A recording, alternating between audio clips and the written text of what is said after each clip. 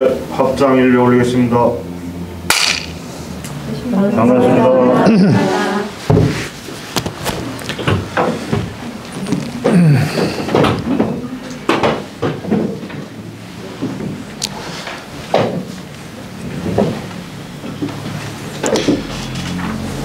예, 반갑습니다. 오늘 또 성철 스님 선문정도 상적상조라는 장의 법문에 대해서 함께 이야기해보는 시간을 갖도록 하겠습니다. 이제 성철 이 목차는 이런 거예요. 목차를 한번 가만히 살펴보시면 알겠지만 이제 이 앞에 사중득활이라는 장이 있었고요. 그 앞에는 오매이려라는 장이 있었어요. 그런데 이제 오매이려라는 것은, 오매이려는 깨달음이 아니라 굉장히 중요한 이제 수행의 결정적 장면을 점검하는 하나의 조건이 오매간에 잠을 자거나 깨어 있거나 밝은 관찰이 혹은 화두삼매가 여일하느냐 하는 걸 묻는 것이었고, 그 관문을 통과하면, 거기가 깨달음이 아니라 그 관문을 통과하면 이제 그것은 비유하자면 마치 죽음 속에서 되살아난 것 같다는 의미에서 이제 사중득활의 법문이 있었어요. 요 사중득활이라는 이 법문부터 이제 깨달음의 경계를 표현하는 말들이 이어집니다. 그래서 이제 대원경지라는 게 있었고, 그리고 내외명철이라는 게 있었고, 또 이제 지금 상적상조라는 게 있습니다. 그러니까 대원경지, 큰 거울과 같은 지혜, 내외명철, 안과 밖의 장애 없이 두루 투철하게 밝은 것, 그리고 이제 지금 공부하고 있는 항상 본체를 지켜서 고요하되 모양으로 나타난 세계의 밝은 관찰이 열리는 일, 이걸 이제 상적상조라고 해가지고 깨달음의 경계를 표현하는 다양한 말들로 지금 설법을 이어가고 있는 중입니다. 그래서 이제 지금 상적상조를 공부합니다. 그 출발점은 사중득활이었어요. 이것도 이제 죽음 가운데서 깨어나는 일, 혹은 죽음 가운데서 되살아나는 일이라는 뜻이고요. 죽음은 말할 것도 없이 무심을 가리키는 말입니다.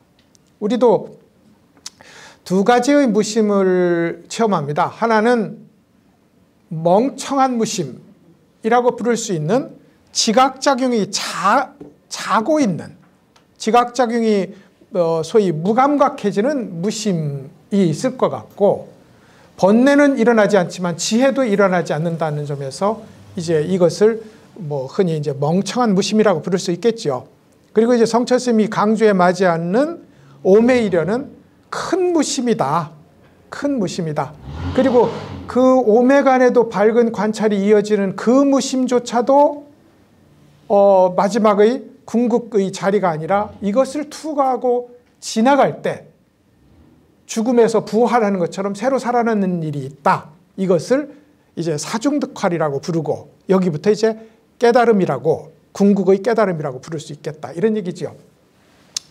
성철 스님하고 이제 절친이었던 향곡 스님이 이제 봉암사에 함께 이제 봉암사 결사라는 걸 하지 않습니까? 향곡 스님은 이제 묘관음사에서 법을 펴신 고승이시고요.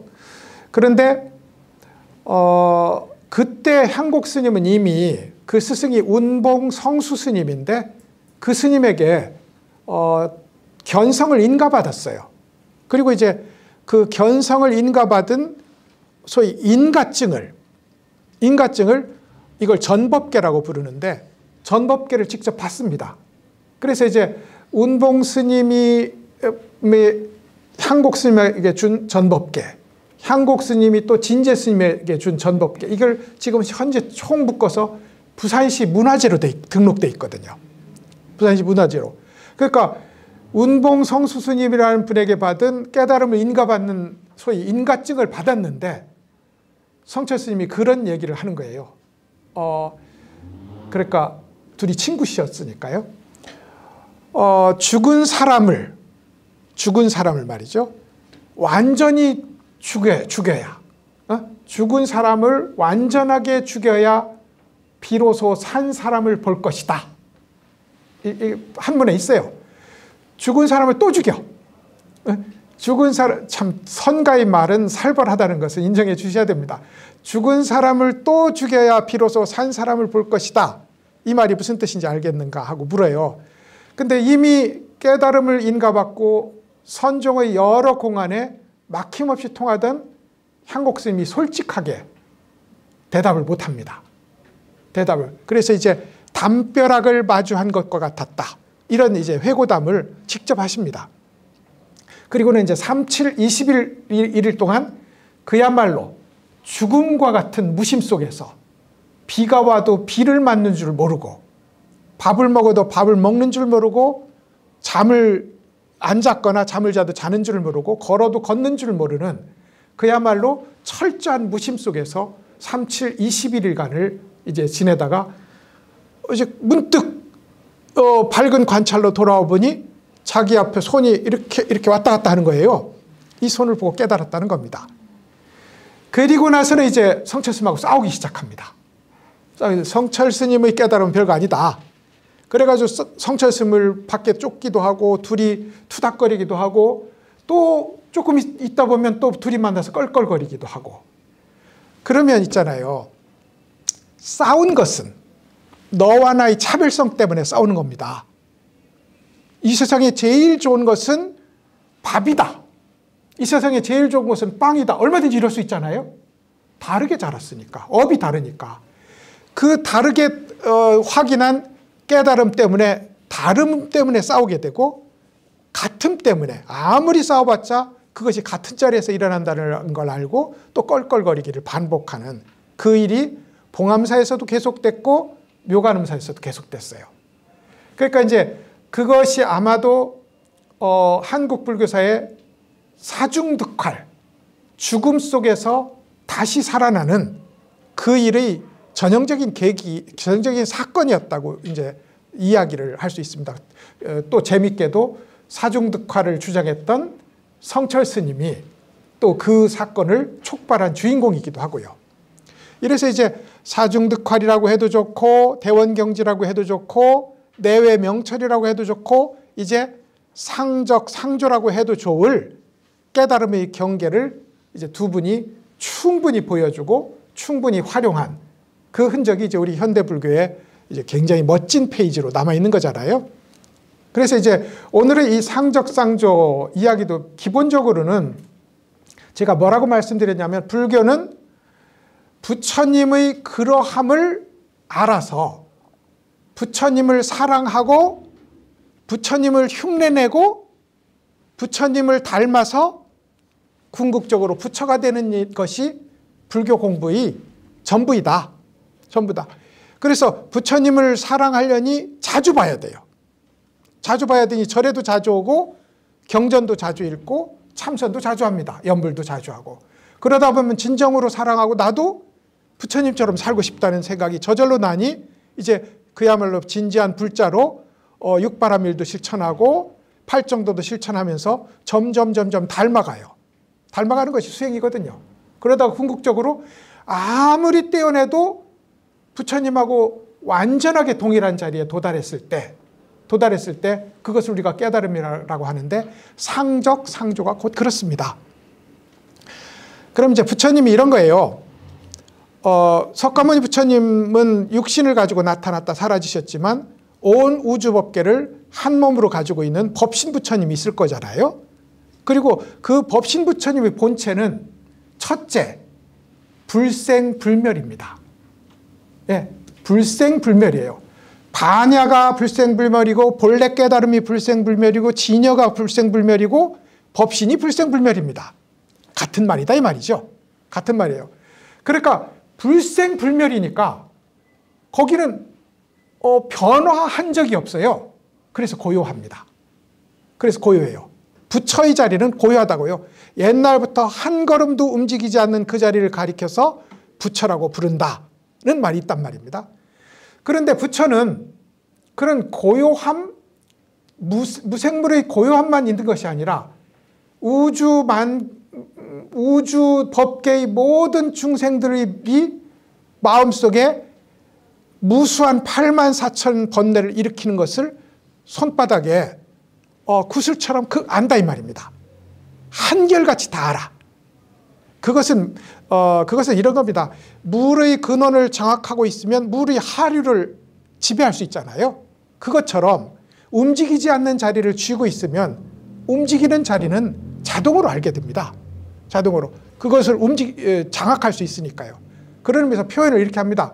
모든 삼천대천세계의 중생들의 마음에 일어나는 각각의 항아사 모래수와 같은 번뇌를 혹은 마음작용을 모두 안다. 그 모두 아는 것을 안다고 하고 혹은 비춘다고 합니다. 그래서 본래 불생불멸의 부처 자리가 고요함이고 남김없이 모두 아는 것을 가리켜서 비춘다고 한다고요. 이걸 항시적으로 일어나니까 상적상조입니다. 이게 부처님이에요. 석가모니 부처님도 그랬고 출현하지 않은 법신불의 존재성 자체가 그렇습니다. 그러면 우리는 부처님을 사랑하고 부처님을 닮고 부처님을 흉내내고 부처님을 닮고 부처가 되는 거잖아요. 그러면 부처님의 뭘 사랑하냐면 부처님의 고요한 본체와 부처님의 밝게 비추는 작용을 사랑합니다. 밝게 비추는 작용은 지금 이렇게 우리 눈앞에 이미 만사만물로 드러나 있고 이 만사만물을 일으킨 본래 자리가 고요함이거든요. 이걸 알아서 매번 우리 스스로 흉내냅니다. 나도 부처님처럼 고요함에 발딛고 활발한 변화에 밝게 대응하는 그런 살아있는 삶을 살고 싶어 해요. 그래서 점점 흉내내기를 합니다. 참선을 한다고 이렇게 몸을 움직이지 않으면 움직이지 않는 몸에 움직이지 않는 마음이 일어납니다. 고요함이죠. 근데 움직이지 않는 마음을 가지고서 끝없이 움직이지 않기만을 추구하는 것이 아니라 이 고요함 속에서 마치 맑은 물이 만물을 비추듯 그리고 밝은 거울이 오고 가는 물체를 비추듯 오는 대로 비추는 밝은 비춤이 일어나게 됩니다. 그렇게 비추기 시작해요. 좋고 나쁨, 옳고 그름을 내려놓고 오로지 오는 대로 비추고 일어난 대로 알아차리는 이 일을 우리가 참선이라고 부르고 참선의 두 요체는 이렇게 멈춤과 통찰에 있어요. 멈춤은 고요함이고 통찰은 밝음이잖아요. 이 두 개를 실천합니다. 수준에 따라서 닮은 수준, 흉내내는 수준, 닮은 수준, 그리고 완전히 같은 수준이 된다고요. 그러니까 부처의 고요함과 밝음을 흉내내서 우리가 참선을 하는 것이고 우리가 연부를 하는 거라고 이렇게 이제 보면 되겠습니다. 이게 상적상조의 법문이 이제 내서 우리가 배워야 될 부분입니다. 그건 상적상조는 부처님 거니까 우리하고 상관없어. 제가 늘 강조하듯이 그게 아니라니까요. 부처님은 상적상조이고 우리는 잠시 적하고 잠시 조하지만 대견한 일이다. 잠시 고요하고 잠시 밝더라도 이것이 인연이 되어서 점점 더 고요하고 더 밝은 자리로 나아가서 끝내 부처님하고 한 몸이 되는 그 자리로 나아가게 된다. 그리고 실천 내용은 그런 거라는 거죠. 그래서 이제 상적상조의 법문은 두 가지로 중요합니다. 하나는 혹시 무엇인가 내가 알았다고 생각하거들랑 당신은 상적상조가 됩니까? 하고 자문해봐라. 그러면 10중 8구 그렇지 않습니다라는 대답이 나온다면 그러면 다시 이먹고 도대체 이 4대 오온으로 된 이 몸뚱이는 누가 끌고 다니는 걸까? 물질일까? 마음일까? 부처일까? 어떤 것도 대답을 내놓는 순간 아니다 나오는데 그렇다면 뭔가 하는 한결같은 질문으로 이먹고를 일으킬 때 그 이먹고 속에 고요함과 밝음이 함께 자리하게 된다는 거죠. 화두의 장점은 이겁니다. 한편으로 사마타를 닦고 이게 이제 고요함을 닦는 거잖아요. 한편으로는 통찰을 닦는 것이 아니라 이먹고는 원래부터 집중과 통찰을 함께 닦게 돼 있다. 그런 의미에서 이제 내가 무엇인가 알게 되었다면 물어보고 자문해보고 상적상조가 아니라면 다시 이먹고로 돌아가면 되겠다. 이런 이제 성철스님의 가르침이 펼쳐진 이야기가 상적상조입니다. 오늘은 이제 12-6 가지고서 이제 한번 이야기를 나눠보도록 하겠습니다. 12-6입니다. 한번 읽어보시죠. 있음과 없음을 함께 비추며 안과 밖에 머물지 않는다. 그것은 마치 계곡이 소리에 메아리로 대답하면서도 생각이 없는 것과 같고 거울이 형상을 비추면서도 마음이 없는 것과 같다. 영묘하고 고요하여 두루 밝아서 고요하면서도 항상 비추는 것이다. 이랬어요. 종경록 성철스님이 이제 이후에 거의 종경록의 팬이 되는데 우리 오늘 공부하는 내용은 쭉 종경록의 문장에서 따옵니다.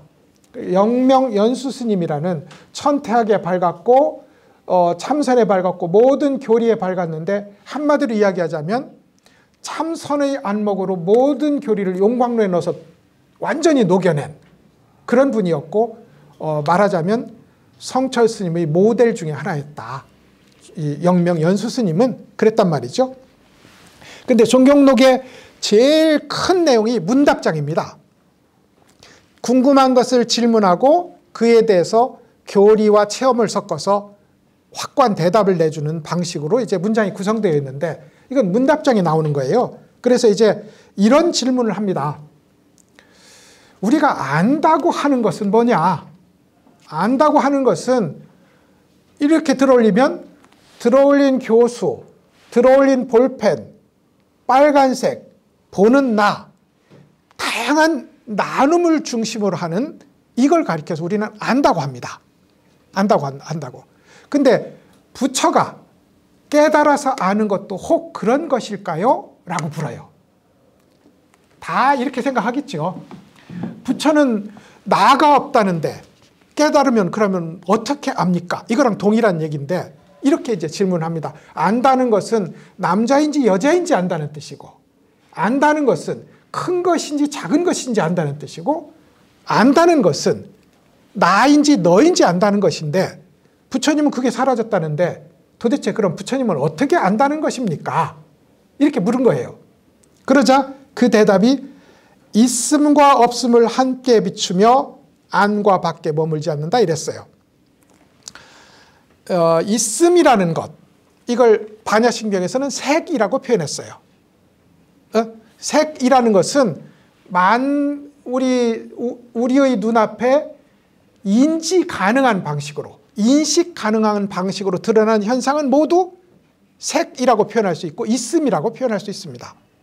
없음은 반야심경에서는 공이라고 표현했고 공이라고 해서 이게 무라는 뜻이 아니라 실체는 없지만 만유에 공기처럼 세포처럼 원자처럼 없는 곳이 없게 모두 배어있는 이것을 가리켜서 공이라고 불렀어요. 그래서 이제 이걸 다른 말로 바꾸면 진여라고 부를 수 있겠고 있음은 생멸이라고도 부를 수 있을 겁니다. 이 두 가지는 한 몸이에요. 공 즉시 색, 색 즉시 공이잖아요. 비유하자면 금으로 된 다양한 장신구들이 있는데 귀걸이, 목걸이, 팔찌는 색입니다. 모양이고 있음이에요. 근데 그것을 관통하는 하나의 공통성이 있습니다. 그게 뭐냐면 황금입니다. 황금은 공이에요. 그러니까 공이 없는 게 아니란 말입니다. 그죠? 그래서 황금과 곧 목걸이는 동일한 거라고요. 황금과 팔찌는 곧 동일한 거고. 그래서 색 즉시 공, 공 즉시 색입니다. 근데 여기서 있음과 없음을 함께 비춘다고 했어요. 색 즉시 공이고 공 즉시 색임을 아는 것을 있음과 없음을 함께 비춘다고 합니다. 자, 그러면 비춰보시죠. 볼펜이 여기 있습니다. 자, 있음과 없음을 비춰보시라고요. 이게 되냐고. 있음과 없음을 함께 비추는 데는 지금 어떻게 비추지라고 우리가 모두가 생각했을 그 작용을 내려놓는 데 있습니다. 그 작용을 내려놓는 데 있어요. 있음과 없음을 도대체 어떻게 비춘다는 거지? 자, 저거는 빨간 볼펜이니 볼펜이라는 공통성은 없음이고 빨간 볼펜이라는 저 볼펜은 있습니다 하는 것은 이건 머릿속에서 일어난 거지 실제로는 아닌 겁니다. 그래서 볼펜, 교수의 질문 이런 것이 모두 없음에도 명백하게 거울처럼 비춰지는 자리가 내 마음 속에도 있고 내 마음 밖에도 있어요. 내 마음 밖에도. 그것을 단숨에 알아차려서 저는 알겠습니다. 교수님이 뭘 들어 올리셨냐면 말이죠. 하고 그래서 잠깐 물 좀 먹고 올게요. 이렇게 대답할 수도 있습니다. 무슨 말씀인고 하니 내 안에서 일어나는 일과 밖에서 보여지는 그것은 다르지 않아요.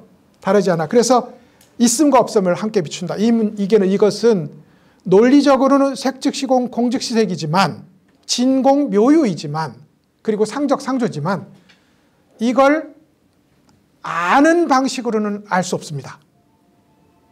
우리의 방식, 시비분별을 나누는 방식으로는 알 수 없어요. 그럼 어떻게 아느냐? 시비분별을 내려놓으면 압니다. 그러니까 제가 이 설법을 이렇게 성철스님의 설법을 이렇게 해석해서 들려주는데도 꼭 제일 열심히 하신 분이 교수님 어려워요 라고 답합니다. 왜 어렵느냐면 알기를 멈춰주세요 하는데 지금까지 우리가 해온 아는 일을 멈춰주세요 하는데 그걸 가지고 이해하려고 하거든요. 그러니까 어렵지. 여기서 이 얘기는 알고 이해하고 나누는 일을 멈추는 일, 이것이 깊어지면 있음과 없음을 함께 비춥니다. 색즉시공 공즉시색임을 직접 확인합니다. 이게 그렇고요. 안과 밖에 머물지 않죠. 내 안과 밖이 별도로 따로 있는 것이 아니라 공이라는 측면에서 모두에게 관통되는 것이고 색이라는 측면에서 비록 다양한 모양으로 다르게 나타나 있지만 그것을 안과 밖으로 나눌 방법은 없다. 그래서 안과 밖에 머물지 않는다. 여기는 내 속, 저쪽은 외계 이렇게 나누지 않는다 이 말입니다. 굳이 말하자면 이 온 세계는 내 속과 내 밖은 우주 법계라는 한마디로 통하겠다. 그래서 이제 있음과 없음을 함께 비추며 안과 밖에 머물지 않습니다. 비유가 좋아요. 그것은 마치 계곡이 소리의 메아리로 여기 이쪽에서 야호 하면 저쪽에서 야호 하고 대답하는데 계곡이 설마 저 사람이 와서 예쁜 사람이 야호 하니 나도 예쁜 소리로 대답해야지 혹은 못된 놈이 와서 얘기하니 나도 못되게 대답을 안 해버릴까? 이렇지 않습니다. 어떤 소리도 짓지 않지만 요만큼의 가감도 없이 정확하게 뾰족한 소리에는 뾰족한 소리로 메아리로 답변하고 둥근 소리에는 둥근 소리로 답변합니다. 여기에는 왜곡이 하나도 없어요. 그래서 계곡이 소리의 메아리로 대답하는 거 하지만 내가 대답하겠다는 생각이 없는 것과 같고입니다. 그러니까 이것을 소위 생멸을 내려놓고 진열을 내려놓고 생멸과 진열을 함께 보아주세요 라고 했을 때 자, 생멸은 모양지어 나타난 것이고 진열은 모양짓기 전의 본체다 이렇게 설명하면 이미 끝인 겁니다. 안 되는 거예요. 분명하게 이 자리는 있거든요. 그래서 이제 그런 의미에서 생각이 없되 거울처럼 밝게 하는 겁니다. 마침 거울의 비유가 나왔군요. 거울이 형상을 밝게 비추되 내가 밝게 비춰야지. 부산 사람은 좀 후하게 비춰주고 서울 사람은 좀 박하게 비춰줘야지. 이렇게 생각하지 않는다 이 말입니다. 그래서 이제 거울과 같다. 비유하자면 이것이 상적상조다. 그래서 영묘하고 고요하고 두루 밝아서 이게 상적상조입니다. 고요하면서도 항상 비춘다. 고요하면서도.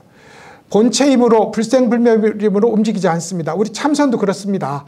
이먹고 했을 때 이의 자리는 움직이지 않아요. 멈추지 않는 자리에 우리가 발을 딛고 있습니다. 그러면서 이먹고라고 우리가 그 고요한 자리에 들어가면 저절로 밝은 관찰이 알아차림이 일어나지만 말로 표현할 수 없어. 왜냐하면 지금 나한테 일어난 일을 말로 표현하려면 그 본질을 깨야 되기 때문에 그런 의미에서 고요하면서도 항상 비추는 것이다. 이렇게 이제 종경록에서 일반 범부의 아는 일과 성인의 아는 일을 따로 그것은 같은 일이 아니다 하고 따로 나누어서 이제 설명을 드렸습니다. 이게 이제 종경록의 문답장에 나오는 이야기가 되겠습니다. 그러면 두 번째 문장을 한번 보고 또 한번 이야기를 해보도록 할까요? 12-7이 되겠습니다. 한번 보시죠. 고요함과 비춤이 둘 아닌 것이 바른 깨달음의 모양이다. 그것은 마치 밝은 거울과 같다. 비춘다는 마음이 없음을 본체로 하고 밝은 비춤을 작용으로 하며 그것을 통합한 것이 모양이 된다. 우선 여기까지 보실까요? 고요함과 비춤. 이게 이제 고요함이라는 것은 우리가 공의 도리에 실제로 어떻게 하면 고요해질까요? 고요해지는 것은 우리 마음을 한 곳에 묶어두면 고요해집니다. 한 곳에. 그러니까 달마스미 얘기했던 것처럼 바깥으로 나를 찾아오는 여러 가지 대상들의 자극을 끊어내야 돼요. 처음에는. 그러니까 우리가 처음에 참선에 대한 오해가 여기서 일어납니다. 무조건 귀 막고 눈 덮고 그것만 해야지 하는데 일부는 맞는 거예요. 바깥으로 들어오는 경계를 모두 끊고 안에서 일어나는 마음작용을 쉽니다. 그렇게 하는 방법이 뭐예요? 하나를 붙들고 있으면 됩니다. 관세음보살, 옴마니밤묘, 이먹고 하나만 붙들고 있으면 돼요. 그러면 바깥에서 들어오는 것을 최대한 막을 수 있고 안에서 일어나는 작용을 최대한 누를 수 있어요. 그래서 그것이 잘 되면 담벼락처럼, 저 담처럼 혹은 목석처럼 되는 경계가 있다 이 말입니다. 이것이 집중의 본질입니다. 고요함의 본질이에요. 그래서 이제 그렇게 처음에 이건 뭐죠? 흉내내기입니다.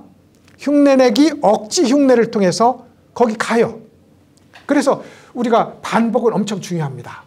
불교 수행에 있어서 이먹고 안 되면 이먹고 하더라도 반복은 극히 중요한 일이 됩니다.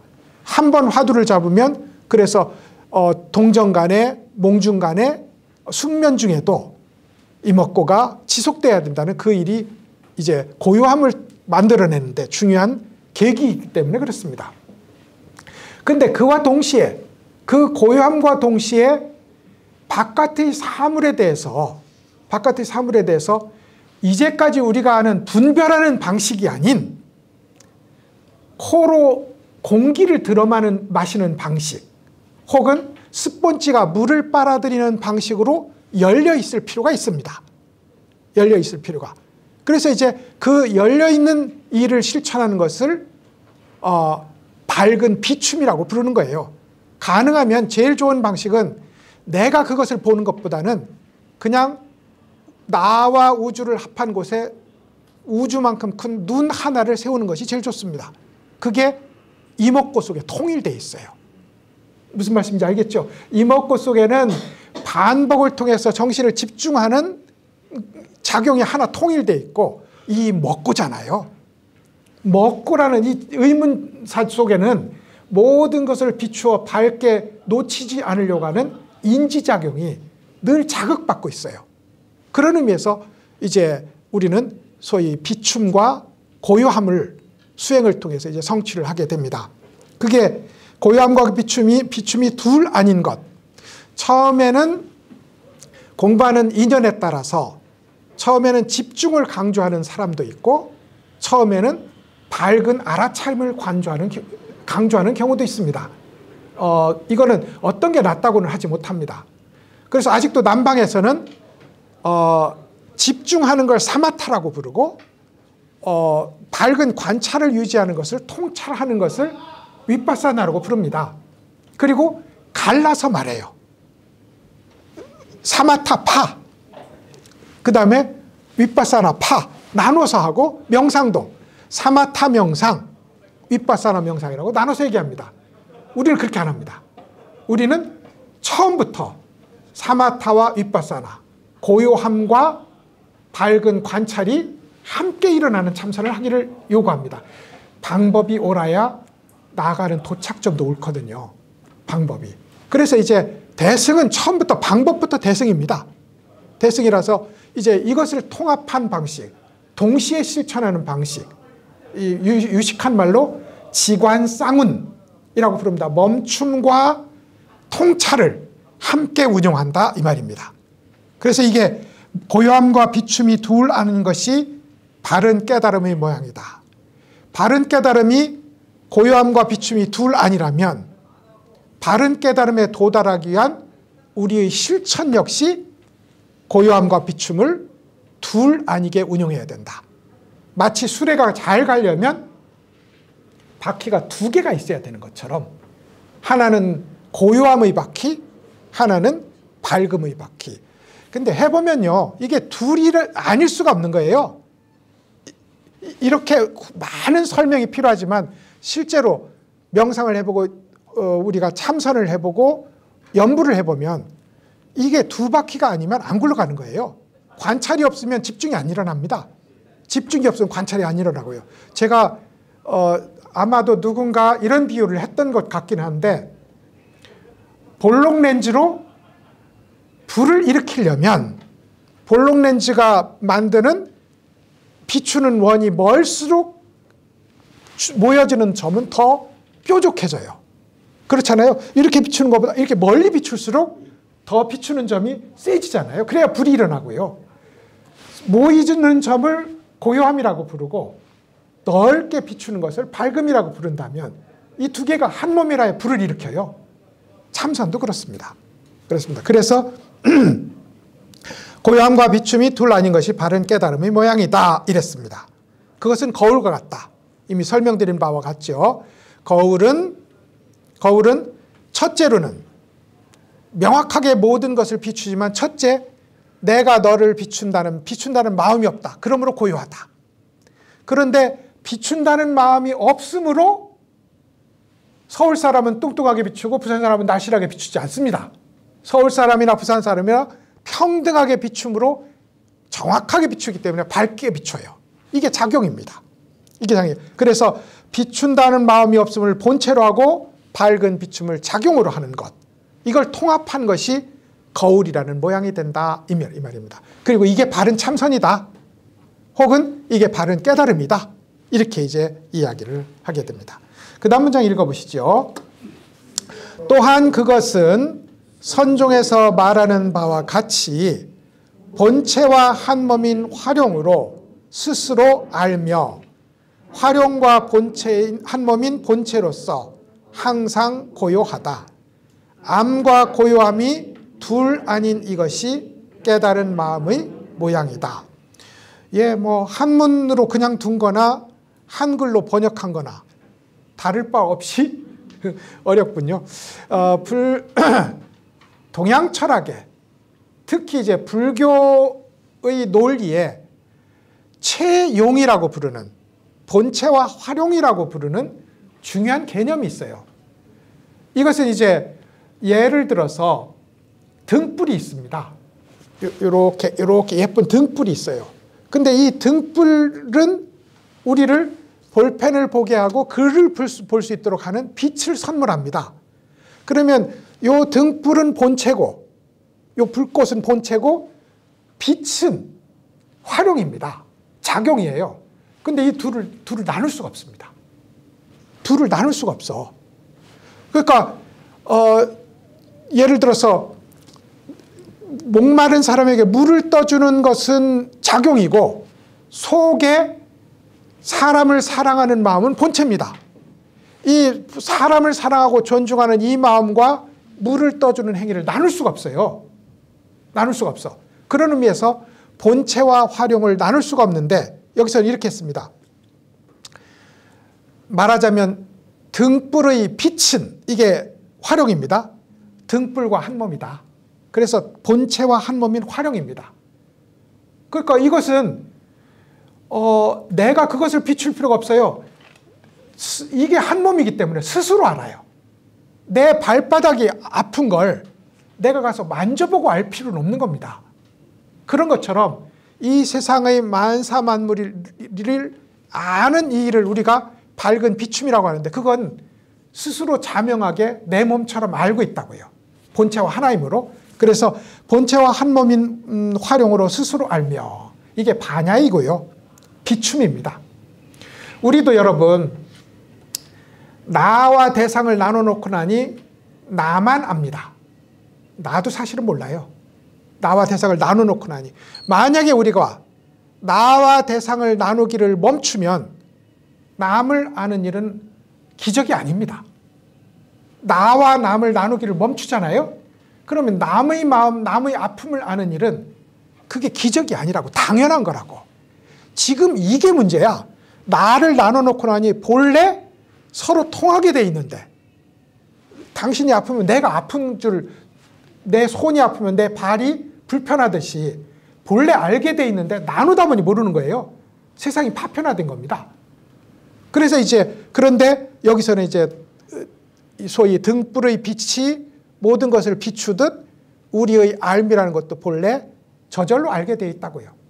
이것을 본체와 한 몸의 활용으로 스스로 알며 활용과 한 몸인 본체로서, 활용과 한 몸, 등불 빛은 곧 등불 요 불꽃이잖아요. 그러니까 이 불꽃은 쫓아다닐 필요가 없으니 항상 그 자리에 지키고 있습니다. 그래서 고요해요. 등불은 고요하고 등불빛은 바빠. 근데 그 고요함과 바쁨이 한 몸이 아니라는 겁니다. 그래서 아는 일과 밝게 아는 일과 항상 고요한 일이 함께 하는 것이 우리 중생의 본래 모습이기도 하고 부처님의 궁극적 모습이기도 하다. 우리는 본래 모습을 찾는 일이고 본래 모습을 찾으면 그게 곧 부처가 되는 일이다. 이 얘기를 이렇게 설명하고 있습니다. 그래서 이제 활용과 한 몸의 본체로서 불꽃과 등불은 서로 한 몸으로서 암과 고요함이, 밝은 비춤과 가만히 있는 불꽃이 둘 아니다. 이게 깨달은 마음이고 이게 부처다. 이렇게 이제 설명을 드린 겁니다.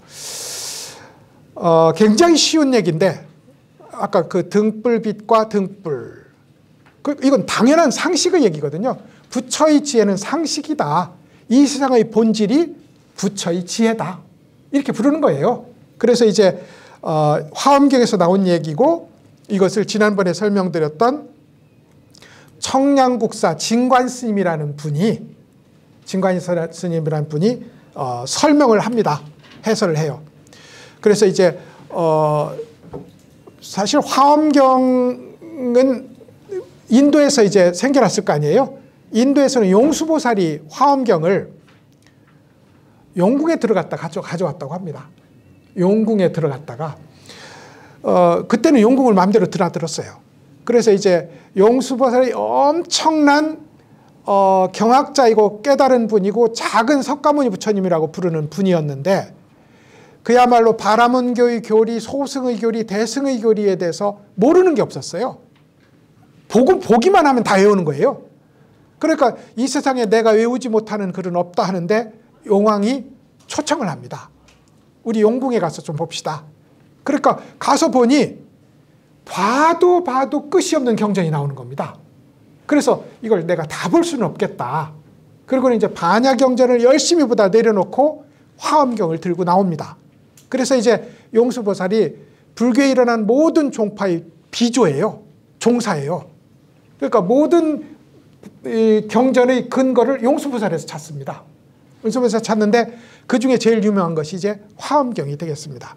이 화엄경을 중국의 이제 청량 진관스님이라고 화엄종이 세우는데 제 지난번에 얘기했듯이 5분이 중요해요. 두순 스님, 지엄 스님, 그리고 현수 법장 스님, 지금 얘기하는 청량 스님, 마지막에 성철 스님이 싫어했던 규봉 종밀 스님, 이렇게 5대가 있어요. 인도는 용수가 있고요.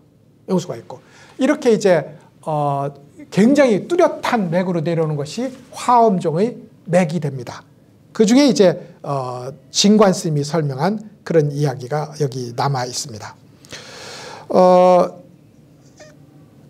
그러니까 고요함과 비춤이 둘 아닌 얘기라는 것을 이제 반복적으로 이야기를 하고 있는 것이 이 문장의 핵심이 되겠습니다. 12-8 한번 읽어보고 그 다음에 이야기를 쉬었다 해도 되겠습니다. 고요함과 통일된 비춤이 반야이고 비춤과 통일된 고요함이 해탈이며 고요함과 비춤의 본체가 법신이다 이랬어요. 여기까지 볼까요?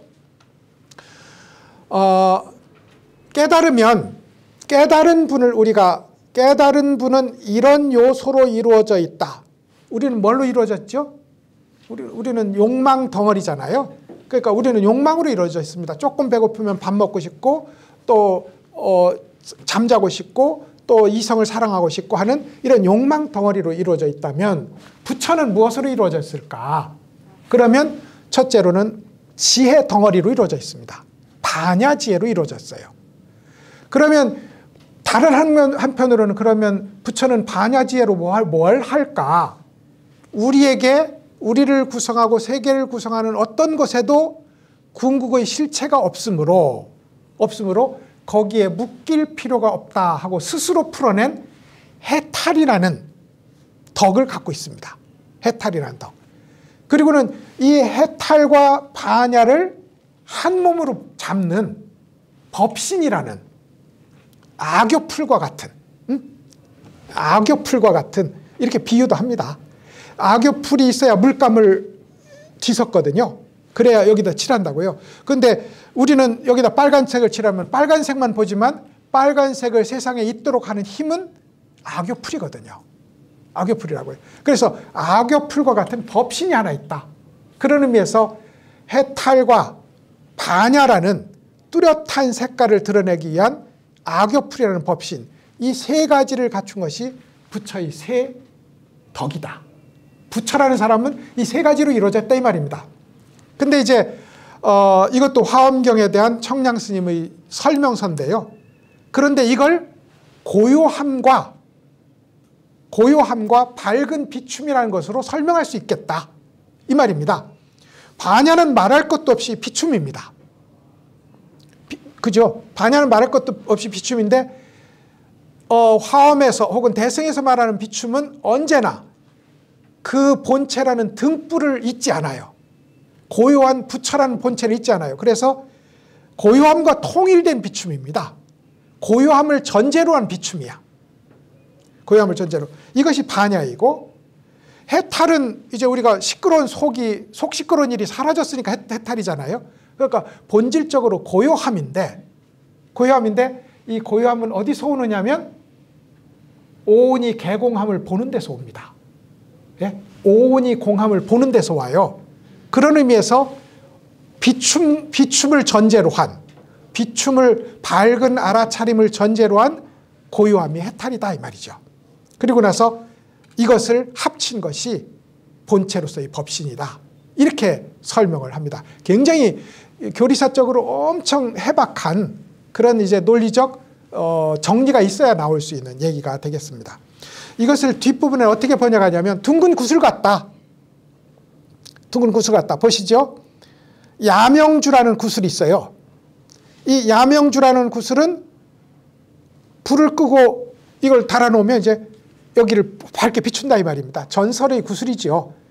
그럼 야명주라는 구슬이 있는데 야명주가 내는 빛은 반야다. 예? 야명주가 내는 빛은 반야이고 밝은 비춤이다. 지혜다 이 말입니다. 근데 야명주의 그 동글하고 매끈매끈한 그 모습은 해탈이다. 해탈한 사람 치고 뾰족한 건 없잖아요. 그건 해탈이다. 그런데 그러니까 아니 야명주가 밝으니까, 야명주가 스스로 투명하니까 빛을 낸다고요. 그래서 야명주의 나는 빨간색이다, 나는 검은색이다 주장하지 않고 오로지 투명함으로 세상을 비추는 이 일이 있으므로 빛을 낼 수 있으니까 이 청정하고 투명한 이 일을 가리켜서 해탈이라고 부른다. 아까 제 말 수정합니다. 해탈이라고 부른다. 그리고 둥근 덩어리는 법신이다. 이렇게 해서 이제 둥근 야명주의 반야의 삼덕을 설명을 합니다. 그리고 마찬가지로 고요함과 밝음에 대한 설명을 이렇게 해놨어요. 이것은 마치 마회수라 천왕의 타화자재천이라는 하늘나라의 욕계 유격천의 제일 위층입니다. 그곳에 가면 마회수라 천왕이 지배를 해요. 우리 신중도의 삼두육비가 마회수라 천왕입니다. 머리 3개 있고 팔이 6개 달린 수호신이 있잖아요. 수호신이. 그럼 그 수호신이 마회수라 천왕인데 눈이 하나가 더 있어요. 그래서 이제 이걸 마해수라 천왕의 눈이라고 부릅니다. 부르는데 이 눈이 하나는 법신, 하나는 반야, 하나는 해탈입니다. 이렇게 비유적으로 설명해요. 이렇게 비유적으로. 그래서 이제 마해수라 천왕의 세 눈과 같고 혹은 상징적으로 그려놓은 이자 3점과 같다. 이라는 건 그쪽 이름이고요. 범어 이름이고 점 3개를 찍어놓고 이라고 읽는다 이 말입니다. 삼각형으로 찍기도 하고 역삼각형으로도 찍기로 해요. 근데 핵심은 가로로 그어도 나란히 3점을 포함할 수 없고 세로로 그어도 3점을 포함할 수 없는, 그래서 셋이면서 동시에 하나인데, 분명히 셋이면서 동시에 하나인데 그것을 하나라고도 못 부르고 셋이라고도 못 부르는, 이게 진정한 통일이거든요. 진정한 통일. 그래서 이제 그 3점과 같다. 둥근 구슬이 밝은 빛을 뿌리고 그리고 스스로 청정하고 둥근 모습으로 우리에게 모습을 띠는 것이나, 부처가 우리 앞에 반야와 해탈과 법신으로 나타나는 것이나 모두 마해수라 천왕의 눈과 같다. 이렇게 이제 부릅니다. 타화자재천이라는 것이 이제 유격천의 최상층이잖아요. 그런데 어떤 우주관에서는 타화자재천의 위에 마왕천이라는 것을 설정합니다. 그러면 석가모니 부처님이 깨달으려고 했을 때 세 딸을 데리고 부처님을 찾아왔던 그 마라가 그 마왕천의 천왕인 거예요. 그러면 엄청 높은 거예요. 욕계천의 최상층이니까. 근데 마왕천을 설정하지 않을 때는 타화자재천왕이 곧 마왕입니다. 마왕이야. 그러니까 아주 못되면 마왕도 못돼. 아주 못되면 엄청 뛰어나야 마왕이 돼요. 엄청 뛰어나야, 엄청 훌륭해야 사람들을 타락시킬 수 있어.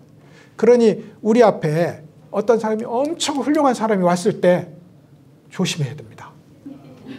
조심해야 돼. 엄청 매력적이잖아요. 실제로 여러분, 제가 여러분도 마찬가지일걸요. 정말 진짜인 사람은 안 매력적입니다. 정말 진짜인 사람은 별로 매력 없어. 보면 볼수록 이상하게 가면 마음이 해방되고 편한 것이지 침이 꼴딱 넘어갈 정도로 멋있지 않습니다. 그러면 침이 꼴딱 넘어갈 정도로 멋있는 사람, 타화자재천왕, 사이비지.